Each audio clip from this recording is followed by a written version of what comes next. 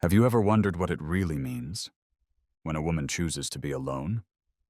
Not by accident, not because she gave up, but because she finally stopped settling. She lives alone now.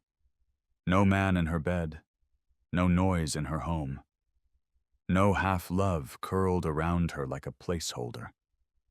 And people don't understand her. They ask questions with careful judgment.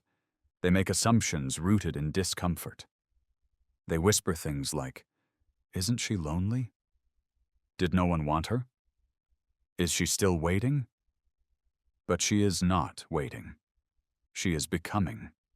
Because when a woman chooses solitude over performance, when she builds a life without needing to be needed, she becomes something this world doesn't always know how to handle. Whole. Not perfect. Not always happy. But undivided. Not pulled in 1,000 directions trying to earn love, approval, or attention. She eats dinner by candlelight for herself. She reads books that challenge her. She decorates her space with intention. She walks through her own rooms like they're a temple, because they are. Her temple, her time, her truth. And here's what most people don't see. She didn't choose solitude because she hates men. She chose it because she's tired of disappearing in places where her worth is only seen through service. She's been the nurturer, the fixer, the soft space for brokenness, the patient woman waiting for someone to choose her back. Until she realized she was already chosen by herself. And that kind of realization, it changes everything. She no longer fears silence. She speaks to it. She no longer needs the noise of almost relationships to feel alive. She's found aliveness in her stillness. And that stillness, it's not emptiness. It's peace. Peace earned through nights of unraveling old stories, shedding expectations, mourning the version of herself that once believed love was only valid when someone else returned it. Now, she returns it to herself. With every ritual. Every morning she wakes up in her own rhythm. Every night she doesn't explain her boundaries. Every weekend she spends in her own company without apology. Because the truth about women who live alone isn't that they're cold. It's that they've finally warmed themselves from the inside out. They don't chase. They don't wait. They don't negotiate the terms of their soul just to share a bed. They're not afraid of loneliness. They've befriended it. They've learned that loneliness is not the absence of someone else. It's the absence of self. And now that she's come home to herself, she is never truly alone again. She no longer needs to explain her choices. Not to family, not to friends, not to men who call her intimidating, when what they really mean is undeniably free. They don't know what to do with that kind of woman. The one who no longer negotiates her needs. The one who doesn't pretend she's okay with less. The one who isn't waiting for a text to feel chosen. Because she chooses herself every day. In the way she pours her coffee. In the way she lights a candle just for her. In the way she takes up space without asking for permission. She doesn't live alone to prove a point. She lives alone because she is no longer afraid to be with the one person she used to run from. Herself. And now, she enjoys her own company like a secret garden. Protected. Sacred. Fully hers. This is what most never understand. A woman alone is not lacking. She is listening.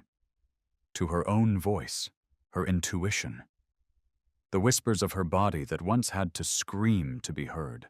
the rhythm of her breath when no one is watching. She no longer performs intimacy for people who confuse access with closeness. She no longer bends into shapes to be palatable or pleasing. She's not cruel. She's clear. And in that clarity, she has found the one thing that cannot be given by another: sovereignty. She pays her own bills, sets her own schedule, wakes up to her own thoughts, not someone else's projections. And while others scroll and swipe looking for connection through a screen, she creates it with herself. Through journaling, through ritual, through deep, honest solitude. Because she knows now, solitude isn't silence. It's presence. And presence is where her power lives. She's learned to let go of the fairy tale, the one where a man comes to rescue her from the life she never needed to be saved from. And in doing so, she has rescued herself from codependence, from emotional starvation, from the lie that told her a woman alone must be waiting for something more. She's not waiting.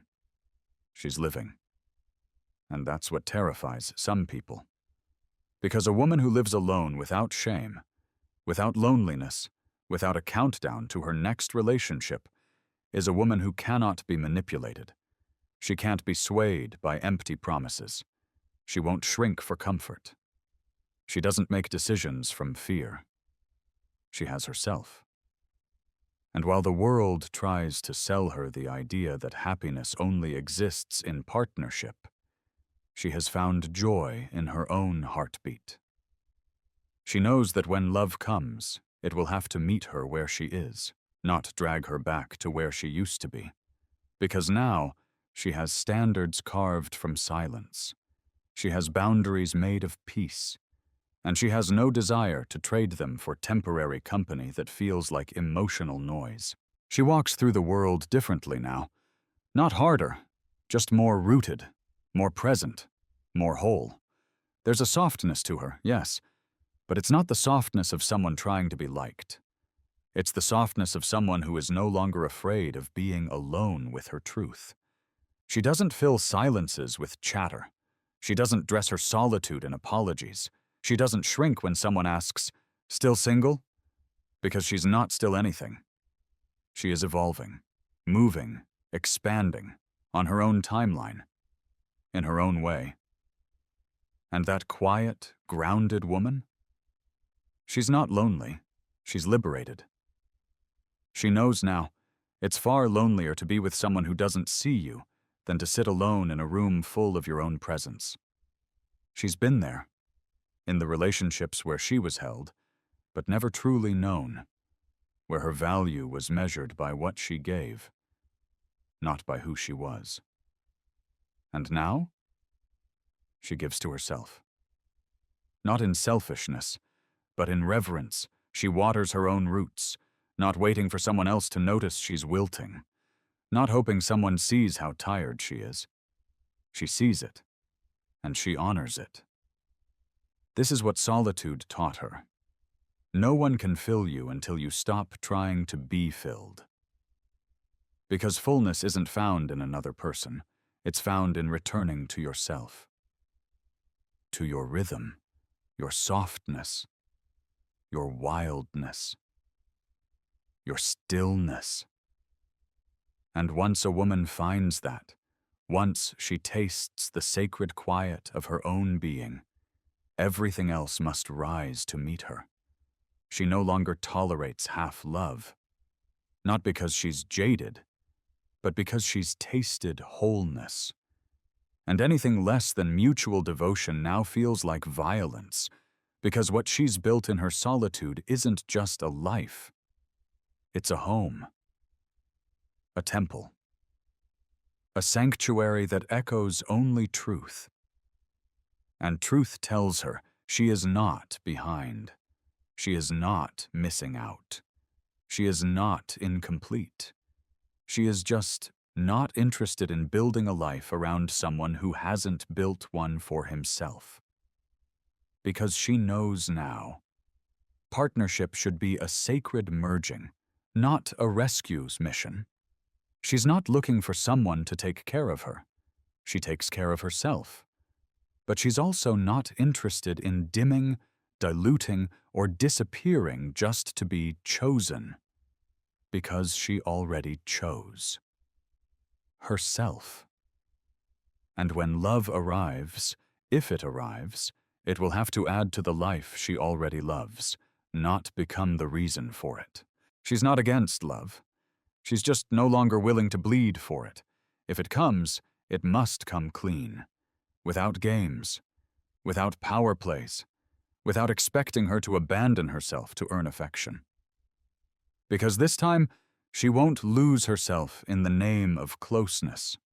She won't shrink to fit into someone else's unfinished story. She won't write epilogues for relationships that were never meant to last. She has rewritten everything. The fairy tale, the timeline, the definition of enough.